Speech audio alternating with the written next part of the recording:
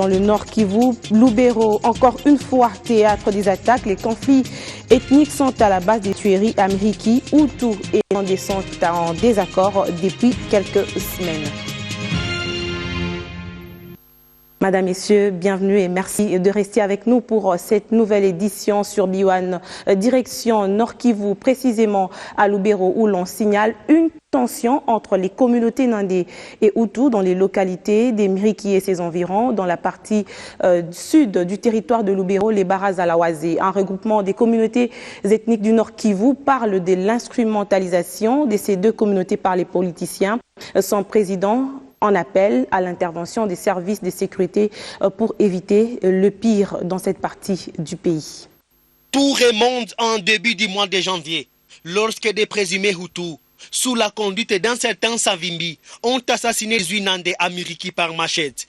La nuit de vendredi à ce samedi, la société civile de Lubero, qui craint les pires à la suite des tensions entre les Nandais et les Hutus à Miriki et environ, dénombre 3 personnes tuées par machette à Kyutu par des présumés FDLR Hutus, avec les villages Wambali, Kasiki et Mbouavignois incendiés. Pour le président du Barazalawazé, une structure regroupant les communautés ethniques du Nord Kivu, la tension qui se passe à Miriki et environ est une véritable instrumentalisation. Le Baraza trouve que cette tension ou ces tensions sont de la manipulation pure des politiciens. Ce sont des tensions montées de toutes pièces, artificielles. Parce qu'entre les communautés, il n'y a jamais eu de problème tel, des problèmes communautaires entre les Nandais et les Hutus. Ils ont toujours vécu ensemble depuis de longues années. C'est seulement actuellement que ces tensions sont constatées, mais sont de l'œuvre des politiciens. À ceux qui pensent qu'il serait mieux de diviser le Nord Kivu en deux pour mettre fin aux tensions récurrentes entre les Nandais et les Hutus, qui dirent depuis les années 90, M. Fataki Waluindi s'insurge contre cette opinion. Maintenant qu'ils veulent scinder la province, ils créent des difficultés. Ils cherchent à rendre la province ingouvernable, en démontrant, en créant artificiellement les conflits entre les Nandais et les Hutus. Ils veulent reproduire le scénario du Kassai, où il y avait le problème entre les Baluba et les Lulua. Un problème aussi artificiellement créé. C'est de ça, de ce conflit, qu'est né les deux provinces, le Kassai oriental et le Kassai occidental. L'oriental étant pour les Baluba et le c'est pour les Lulua. Alors, ils pensent qu'ils peuvent aussi recréer ce scénario ici au Nord Kivu. Ils peuvent courir, ce scénario ne va plus se reproduire, puisque les communautés sont convaincues qu'en restant ensemble, il y a une force. Dans son conseil des ministres de jeudi, le gouvernement provincial du Nord Kivu a décidé de délocaliser les camps de déplacés Hutus de Miriki, qualifiés comme les lieux de refuge des extrémistes FDLR qui insécurisent Miriki et environ. Il faut dire que cette situation sécuritaire dans la partie sud de Lubero inquiète également les élus de cette contrée. Élysée Minembwe et Vénan Chipasa ont effectué une visite dans le territoire de Miriki pour palper du doigt les dégâts causés par ce conflit interethnique. Un élu est censé retourner à sa base à chaque vacances parlementaires pour faire la restitution et aussi recueillir les avis des uns et des autres. L'honorable Élysée Minembwe a respecté à la lettre ses prescrits du règlement. Ainsi, juste après la clôture de la session d'octobre,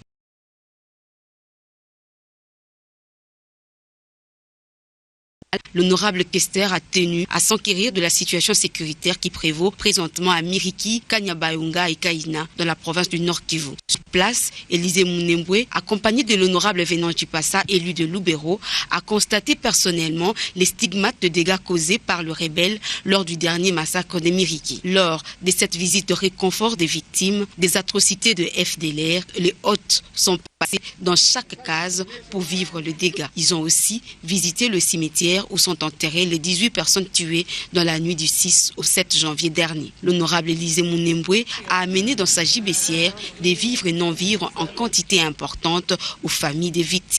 Juste après, un meeting populaire s'en est suivi. À l'occasion, les habitants de Miriki ont plaidé pour la traque de FDLR, le rapatriement des ex-combattants ainsi que le renforcement des forces armées de la République démocratique du Congo et des éléments de la police pour leur sécurité. D'un oreille attentif, le questeur de l'Assemblée nationale a fait sienne ses recommandations et promet de transmettre fidèlement le message à qui de droit le plus tôt que possible. Élisée Mounembwe a, au cours de cet entretien, sensibilisé la population à participer au dialogue et aux élections dont elle espère l'organisation ainsi que la tenue. Retour à Kinshasa pour parler de cette controverse autour de la tenue du dialogue. La nouvelle classe politique de l'opposition dite nationaliste est montée au créneau pour fustiger le blocage de la tenue du dialogue. Opposition et majorité sont pointés du doigt dans le retard de la non-convocation de cette grand-messe politique. Nous sommes à 9 mois de l'organisation des élections et pourtant un blocage semble planer autour du processus électoral et même le dialogue traîne à démarrer. Un blocage que fustige la nouvelle classe politique et sociale, opposition dite nationaliste. Pour elle, le dialogue ne peut en aucun cas être pris en otage par deux partis politiques qui se comportent comme les seules forces politiques en RDC. Nous pensions que la rencontre d'Amkodio Tshisekedi de l'UDPS allait bloquer les choses, mais apparemment c'est non. Nous dénonçons le fait que on ne doit pas prendre le sujet en otage par deux personnes, deux partis politiques, ou bien un groupe de personnes. Et nous demandons qu'il soit mis sur pied immédiatement un comité préparatoire dialogue. Et c'est dans ce comité préparatoire au dialogue que nous devons étudier encore les préalables posés par l'UDPS et les autres partis politiques. La nouvelle classe politique et sociale maintient sa formule d'une transition consensuelle, sujet à proposer lors de la tenue du Front national, qui paraît comme la seule voie de sortie de la crise politique. Cette transition ne violera pas la Constitution et c'est basé sur une convention constitutionnelle. Pour un processus électoral juste et démocratique, pendant la transition, nous devrons restructurer la CENI, la Cour constitutionnelle et la territoriale, qui sont aujourd'hui totalement acquises à la cause de la majorité présidentielle. Si nous allons aux élections dans la précipitation, ces institutions seront mises à contribution pour fabriquer une nouvelle majorité en faveur du pouvoir en place. Cette frange de l'opposition appelle tous les Congolais à adhérer au dialogue pour sauver le processus électoral en cours. Je vous le disais à l'ouverture de cette édition, des mesures préventives contre la conjonctivite ainsi que l'épidémie Zika ont fait l'objet d'une rencontre du Conseil national de coordination des activités du secteur de la santé. Le ministre de la Santé, Félix Kabange, a appelé la population à plus de vigilance. Kinshasa sous la menace de la conjonctivite. De nombreux cas de personnes présentant les symptômes de cette éruption de l'œil sont enregistrés dans plusieurs zones de santé. Selon le ministre de la Santé publique, la tendance symptomatique donnerait lieu à une cause probablement d'origine virale. Mais en attendant la confirmation de tests entrepris par l'INRB, le docteur Félix Kabange Numbi interpelle sur certaines mesures, notamment le respect strict d'hygiène. Interdit de mettre les urines dans les yeux, de mettre le lait maternel dans les yeux, de mettre de l'eau sucrée dans les yeux.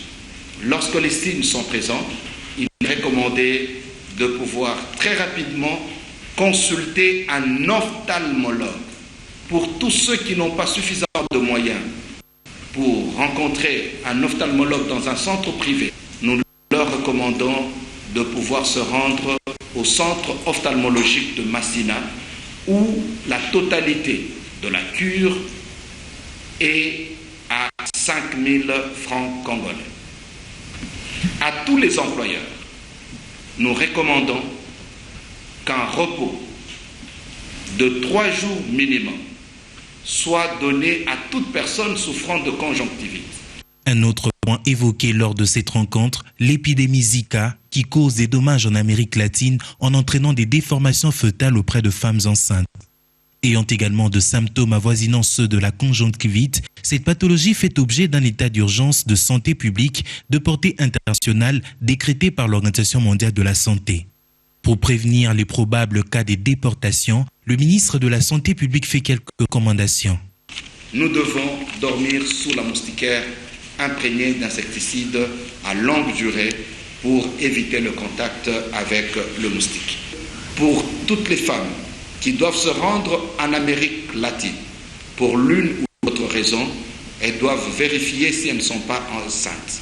Il est interdit à toute femme enceinte actuellement en République démocratique du Congo de se rendre en Amérique latine.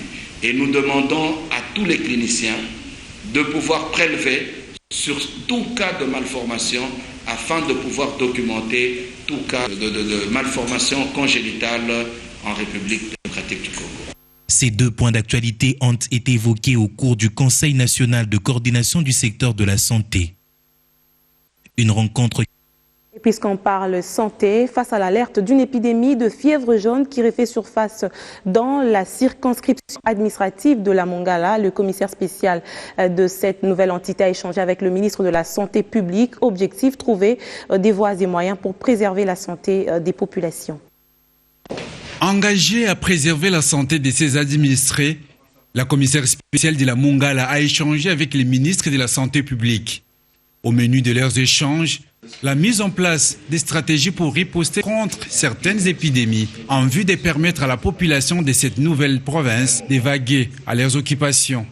Nous constatons un décès des enfants de 0 à 8 ans, plus précisément dans Bousso-Manzi et Bousso-Mobeda à 200 km de Lissala. Alors il a été question de voir son Excellence en tant que ministre de tutelle pour voir quelles sont les mesures qu'il pourra peut-être prendre pour pallier à ces problèmes.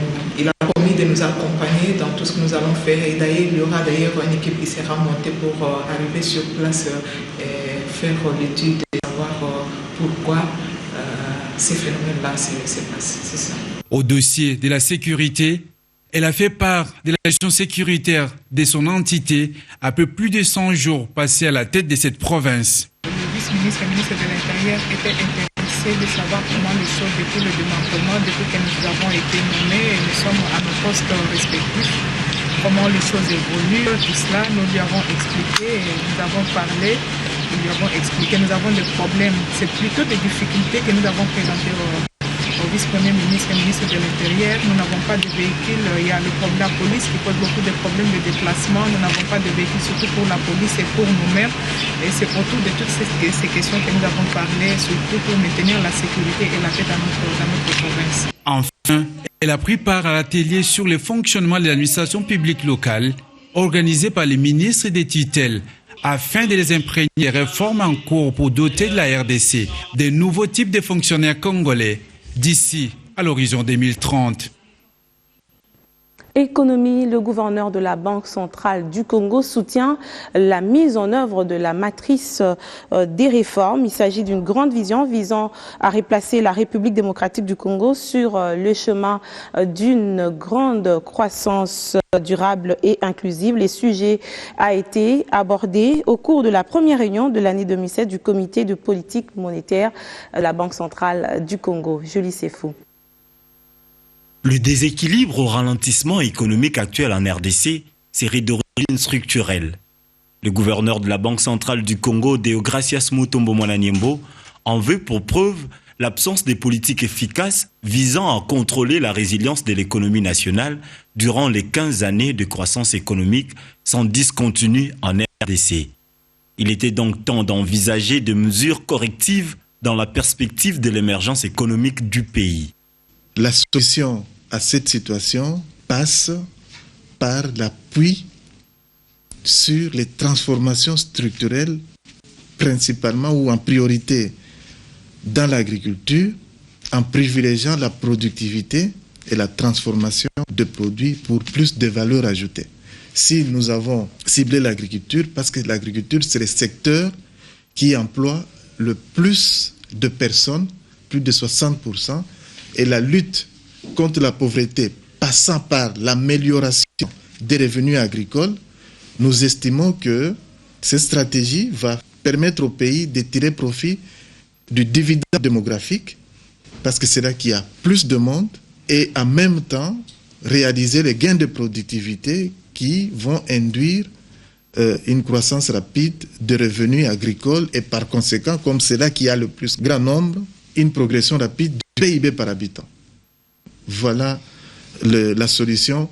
Et cette solution, on peut l'obtenir par la mise en œuvre des formes structurelles qui ont été conçues sous le leadership du chef de l'État et qui venaient d'être adoptées dernièrement par le dernier conseil de ministres.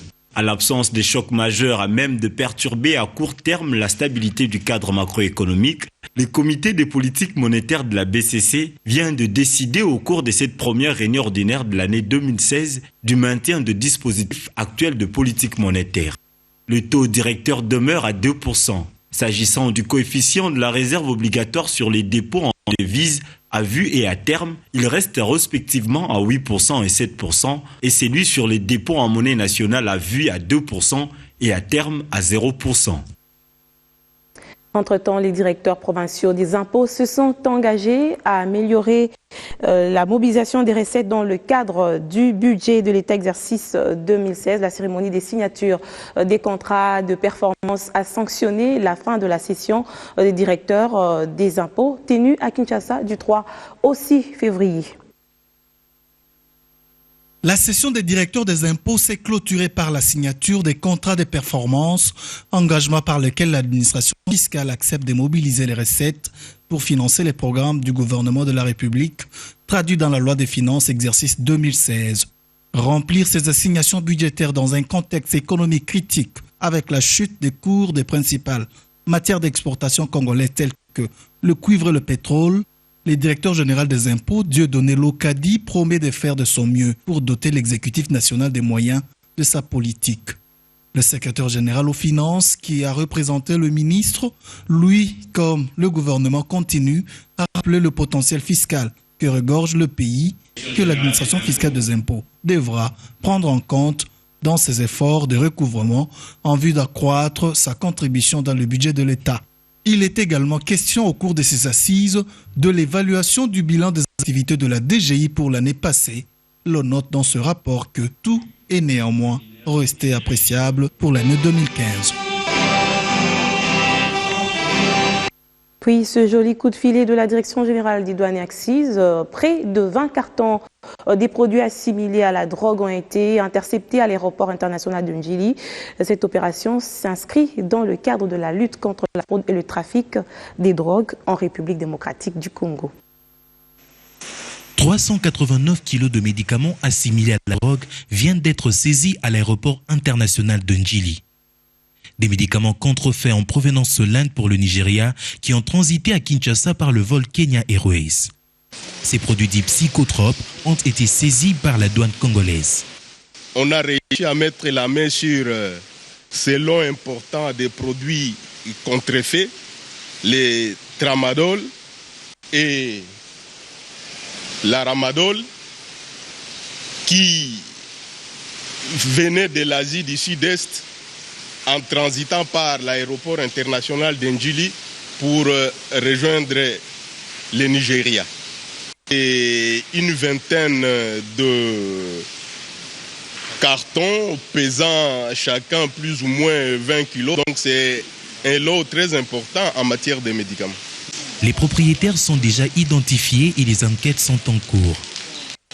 Les agents de douane ainsi que ceux commis au service de frontières sont appelés à plus de vigilance afin de lutter contre la fraude et le trafic de drogue. Coopération, les relations sont au beau fixe entre la République démocratique du Congo et le Gabon. On en voudra pour preuve cet échange entre le président de l'Assemblée nationale du Gabon et l'ambassadeur de la République démocratique du Congo accrédité dans ce pays. Une rencontre qui renforce davantage les liens de coopération entre les deux pays. Le président de l'Assemblée nationale, M. Guizou Bandama, a reçu l'ambassadeur de la République démocratique du Congo, son Excellence François Luambo. Les deux personnalités ont parlé de la coopération bilatérale, aussi de l'état des relations interparlementaires. À merveille d'ailleurs, je viens d'être informé par le président de l'Assemblée que son frère de la RDC sera ici bientôt pour une rencontre très importante. Cette visite de courtoisie a permis également aux diplomates congolais de transmettre au patron de la représentation nationale les vœux de nouvel an de son homologue frère et ami Aubin Minakou, président de l'Assemblée nationale de la RDC.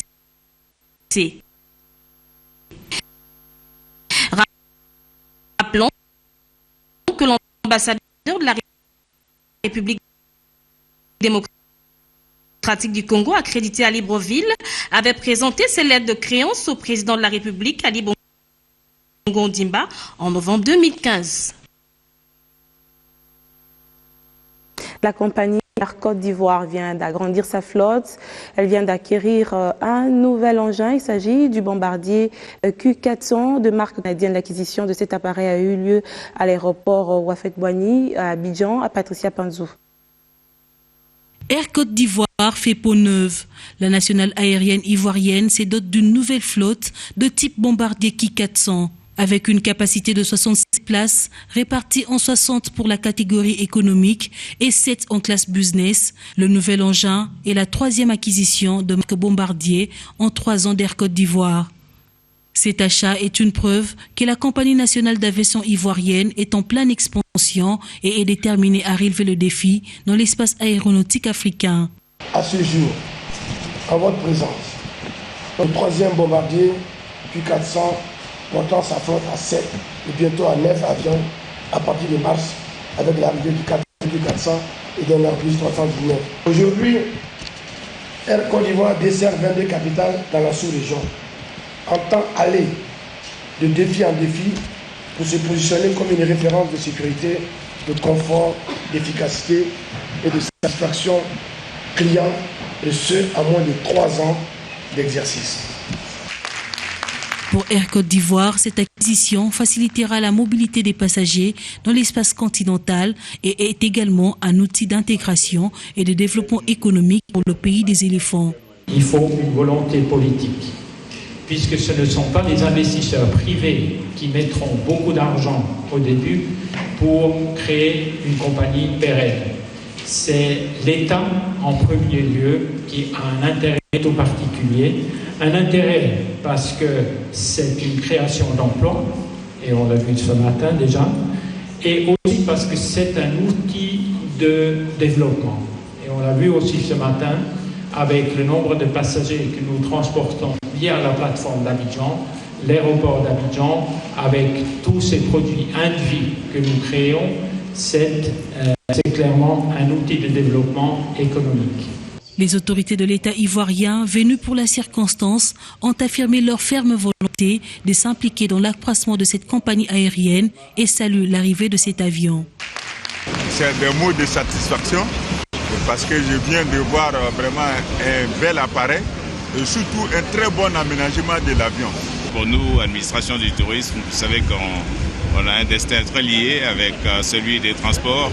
On ne pourrait pas transporter nos touristes s'il n'y avait pas des compagnies comme Air Côte d'Ivoire qui puissent les transporter dans des conditions de sécurité, de confort optimales. En 3 années d'existence, Air Côte d'Ivoire démontre une vision ambitieuse. L'entreprise compte dans les tout prochains jours réceptionner un 4e bombardier pour étoffer l'effectif des avions de la société à 9. Le sport avant de nous quitter. La République démocratique du Congo est sous la fièvre à la veille de la finale du championnat d'Afrique des Nations au Rwanda 2016. Ce duel sommet qui opposera les léopards de la RDC aux aigles du Mali ce dimanche plonge tous les pays dans l'effervescence. Sifflets, vuvuzela, drapelés sont vendus en signe de soutien aux léopards de la RDC. Reportage Jean-Louis Canida. Drapeaux, drapelets, sifflets, vuvuzela et des vareuses aux couleurs de léopard envahissent la capitale. À quelques heures de la finale du CHAN Rwanda 2016 qui opposera les léopards locaux de la République démocratique du Congo aux aigles du Mali, les pronostics vont en faveur de l'équipe de la RDC. Pour moi, je peux dire que non. L'équipe de Mali sont en train de jouer bien et la RDC, moi je parle de mon Congo que j'aime beaucoup. Donc j'espère bien. On va mettre 3 billes. Si on ne met pas 3 billes, on met 2 billes. Ce qui est sûr. Là, sûr et certain. C'est un léopard qui réagit du tic au tac. Demain, nous l'emporterons par 3-1.